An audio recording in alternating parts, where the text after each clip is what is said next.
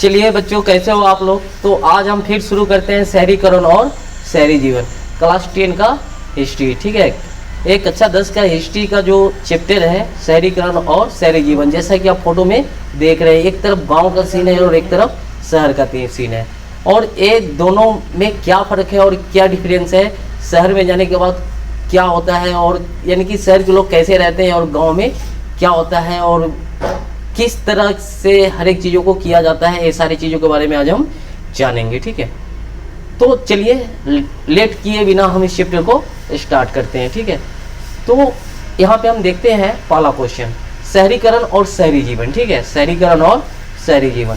तो इसमें जो पहला क्वेश्चन आता है कि शहरीकरण से आप क्या समझते हैं। शहरीकरण का मतलब आप समझ रहे हैं कि शहरीकरण से आप क्या समझते हैं।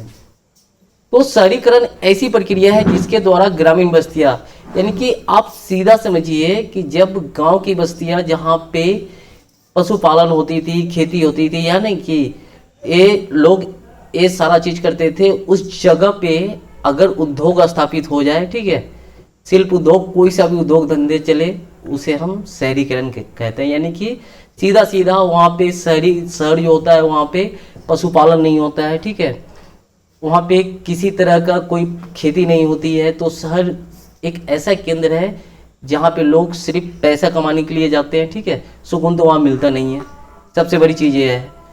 तो शहरीकरण एक ऐसी प्रक्रिया है जिसके द्वारा ग्रामीण बस्तियाँ कस्बा शहरों में परिवर्तित हो जाते हैं। इसमें एक नई अर्थव्यवस्था उत्पन्न होती है जिसमें कृषि पशुपालन का स्थान कौन ले लेता है, व्यापार। अभी आपको पता है ना कि खेती नहीं होती है, पशुपालन नहीं होता है, गाँव संबंधी जो चीज़ें है नहीं होती है, तो उसे हम क्या कहेंगे, शहरीकरण। यानी कि वो शहर में बदल गया।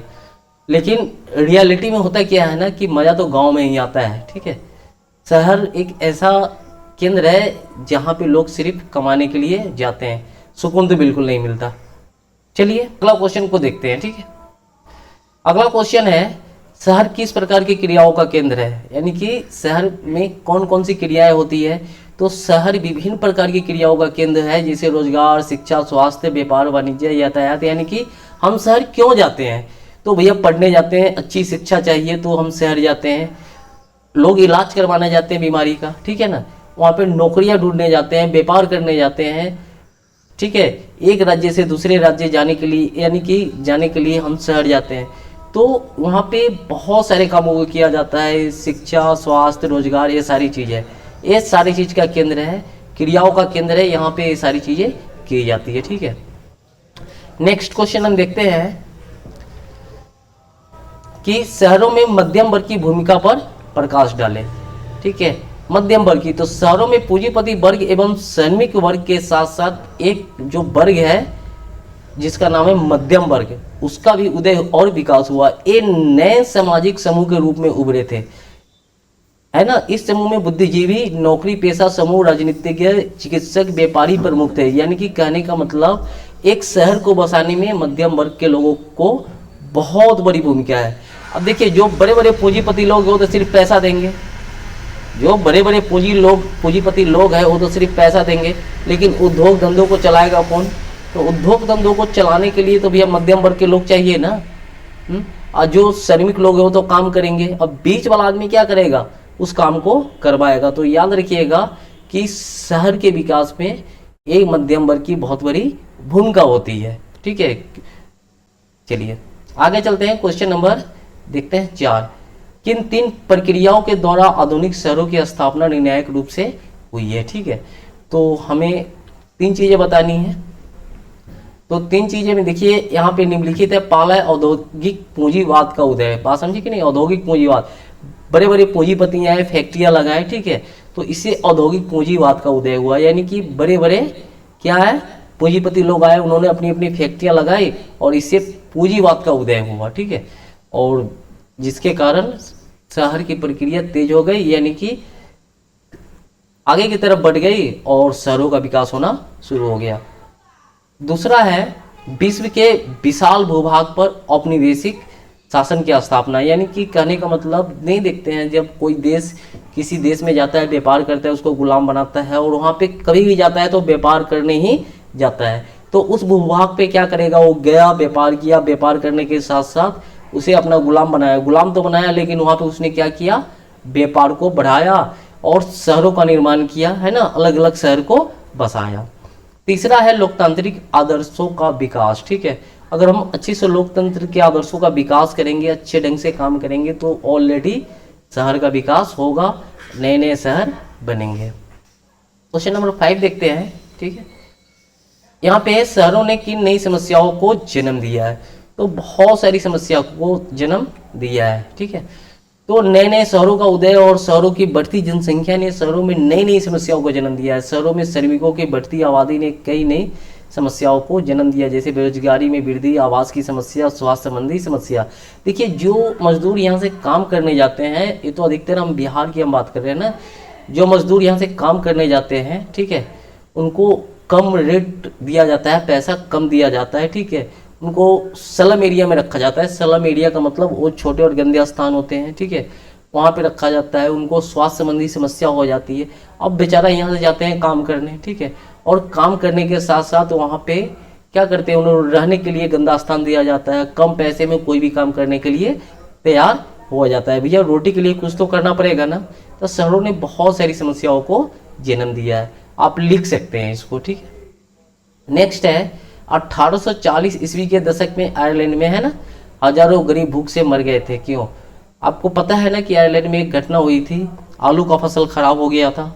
आलू का फसल खराब होने के 1 2 नहीं 5 6 7 साल तक आलू का फसल हुआ ही नहीं, है ना। उसके बाद लोग कीटनाशक का उपयोग कर आलू जो उगाए थे ना, वो खराब आलू का उत्पादन हो गया। ऐसा समझिए ना, जहरीला आलू। ठीक है, और वहाँ पे कहा जाता है, एक आंकड़े के मुताबिक 10 लाख लोगों की मौत हो गई थी। 10 लाख लोग मारे गए थे। ठीक है, आलू पर इतने निर्भर हो गए थे कि मध्य, है ना, 1840 ईस्वी के बीच में आलू की फसल एकाएक बर्बाद हो गई। तो भूख के कारण हजारों गरीब किसान मर गए। ये भूख के कारण मरे और ऊपर से आलू का उत्पादन किए, वो गलत ढंग से उत्पादन होने लगा, छिड़काव ज़्यादा होने लगा और जहरीला आलू का उत्पादन होने लगा, और जिसके कारण बहुत सारे लोग मारे गए। नेक्स्ट क्वेश्चन हम देखते हैं, क्वेश्चन नंबर 7, रेशम मार्ग के बारे में बताएं, है ना। तो रेशम मार्ग प्राचीन समय में बहुत महत्वपूर्ण मार्ग था, क्योंकि विश्व का ज़्यादातर व्यापार इसी मार्ग से किया जाता था। देखिए, उस समय किसी भी प्रकार की व्यवस्था, उस समय हवाई जहाज नहीं उड़ता था। ठीक है, तो रेशम मार्ग एक ऐसा मार्ग था, ठीक है, जहाँ जो एक व्यापार के लिए लोग, है ना, एक देश से दूसरे देश जाते थे। क्योंकि अगर हमें हियाँ से नेपाल जाना है या कहीं और जाना है, श्रीलंका जाना है, चाहे कहीं भी जाना है, ठीक है, तो रेशम मार्ग एक प्राचीन मार्ग था, जहाँ से लोग आराम से एक देश से दूसरे देश आ जा सकते थे। तो वहाँ पे व्यापार के साथ साथ ज्ञान, धर्म, संस्कृति, बहुत सारी चीज का जो है ना आदान प्रदान किया गया। ठीक है, एक देश का ज्ञान दूसरे देश में गया और दूसरे देश का ज्ञान दूसरे तीसरे देश में गया। ठीक है, तो उसी मार्ग को हम रेशम मार्ग कहते हैं। तो लिख लीजिए रेशम मार्ग लिख लीजिएगा कि रेशम मार्ग क्या होता है। ठीक है, तो पूरे विश्व को इसने एक साथ जोड़ दिया था लगभग। क्वेश्चन नेक्स्ट देखते हैं कि क्या है। 19वीं शताब्दी में हजारों लोग यूरोप से भागकर अमेरिका जाने लगे, कारण बताएं।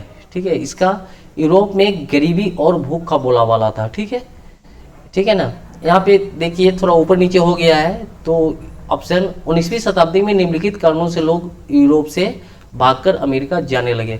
ठीक है, तो यूरोप में गरीबी और भूख का बोलाबाला हो गया था। गरीबी का मतलब गरीबी काफ़ी बढ़ गई थी, लोग अमेरिका की तरफ पलायन करने लगे थे। ठीक है, बहुत अधिक भीड़ तथा बीमारियां थी, यानी कि समझ रहे हैं ना कि जनसंख्या भी थी, ऊपर से बीमारियां थी, लोग बीमार पड़ रहे थे। ठीक है, वहाँ धार्मिक टकराव होते रहते थे। धार्मिक विश्वासों की उपेक्षा करने वालों को कड़े दंड दिए जाते थे, यानी कि धार्मिक एक धर्म के लोग दूसरे धर्म के लोगों से हमेशा लड़ते झगड़ते रहते थे, इसीलिए लोगों ने प्लान करना शुरू कर दिया, आपस में लड़ाई झगड़ा करते रहते थे। ठीक है, अब नेक्स्ट क्वेश्चन को हम देखते हैं।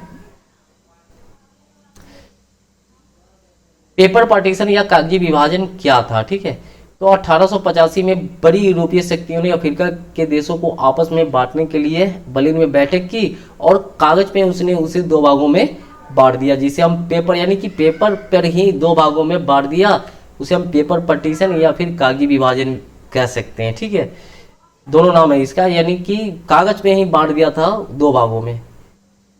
चलिए 10 नंबर क्वेश्चन देखते हैं। यूरोप का अमेरिका पर विजय के पीछे चेचक बीमारी की क्या भूमिका थी? ठीक है, टिप्पणी कीजिए। ठीक है, तो याद रखिएगा चेचक एक ऐसी बीमारी थी ना जो ये यूरोप वासी जब इसको झेले थे तो उनको पता हो गया था कि चेचक से क्या होता है और कौन कौन इसे कैसे ठीक किया जा सकता है। ठीक है, तो इससे निपटने की तैयारी यूरोप वाला जो पहले ही कर चुका था, उसे पता था क्योंकि यूरोप में काफी बार चेचक फैल चुका था। और इसने क्या किया, ये अमेरिका पर विजय पाने के लिए सोचा कि अमेरिका तो एक शक्तिशाली देश है, इस पर हम विजय पाएंगे यानी कि वहाँ पे राज करेंगे तो कैसे करेंगे।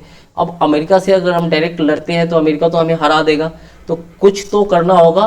तो उन्होंने क्या काम किया कि उन्होंने चेचक जो होती है ना, चेचक बीमारी, उन्होंने अमेरिका में जाके फैला दी। देखिए यूरोप को पहले हुआ था और निपट गए थे, उन्हें पता था कि इसे कैसे निपटा जाएगा, लेकिन अमेरिका में बीमारी नहीं हुई थी और ये लोग गए और अमेरिका में ये बीमारी फैला दिए, जिसमें बहुत सारे लोगों की जान चली गई थी। ठीक है, तो इस याद रखिएगा कि वहाँ पे यूरोप है ना का अमेरिका विजय पर चेचक की सबसे बड़ी भूमिका थी, जिसको यूरोप वालों ने फैलाया था अमेरिका जाकर। ठीक है, 11 नंबर क्वेश्चन देखते हैं, भूमंडलीकरण क्या है? तो याद रखिएगा भूमंडलीकरण वह प्रक्रिया है जिसके माध्यम से संपूर्ण विश्व की अर्थव्यवस्था संसार की अर्थव्यवस्था के साथ एकीकृत हो जाता है, यानी कि पूरी अर्थव्यवस्था एक साथ जुड़ जाती है, काम करती है, उसे भूमंडलीकरण कहते हैं। ठीक है, तो भारत में 1991 में अपनाई गई नई आर्थिक नीति से भूमंडलीकरण की शुरुआत भी हुई थी, यानी कि जब पूरी दुनिया मिल जाए, एक साथ व्यापार करे, ठीक है, सारा चीज करे, तो उसे हम भूमंडलीकरण कहते हैं। कहना गलत नहीं होगा, यानी कि स्वतंत्र रूप से हमें जहाँ व्यापार करना है हम जाके आराम से कर सकते हैं। ठीक है, 12 नंबर क्वेश्चन हम देखते हैं, बम्बई की चाल किस प्रकार की इमारत थी, इनका निर्माण कब से आरंभ हुआ था?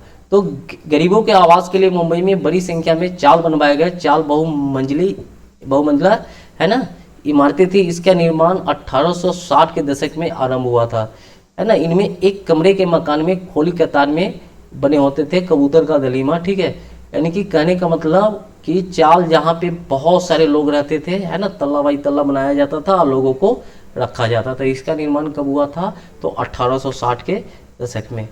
तो चलिए इतना क्वेश्चन है जो आप तैयार कर लीजिएगा शहरीकरण और शहरी जीवन का।